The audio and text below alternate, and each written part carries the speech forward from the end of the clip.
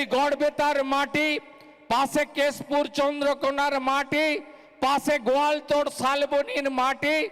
আপনারা জানেন যে তৃণমূল কংগ্রেসের যে 98তে প্রতিষ্ঠা হয়েছিল, সেই সময়কাল থেকে এখানে ভারতীয় জনতা পার্টি প্রধান রাজনৈতিক শক্তি ছিল। সেই রাজনৈতিক শক্তি ব্যবহার করেছে তৃণমূল কংগ্রেস।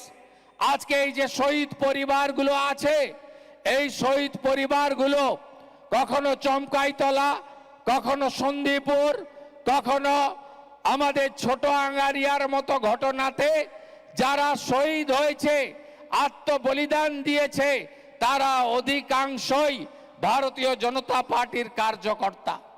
আমরা অনেক আশা নিয়ে 11 সালে পরিবর্তন এনেছিল বাংলার মানুষ, অনেক আশা নিয়ে, কিন্তু সেই পরিবর্তন আসল পরিবর্তন হয়নি। সেই পরিবর্তনে আমরা রঘু ডাকাতকে এনেছি, চোরেদেরকে তাড়িয়ে। আজকে এরা গোটা রাজ্যকে লুটপাট করে নিয়ে গেছে।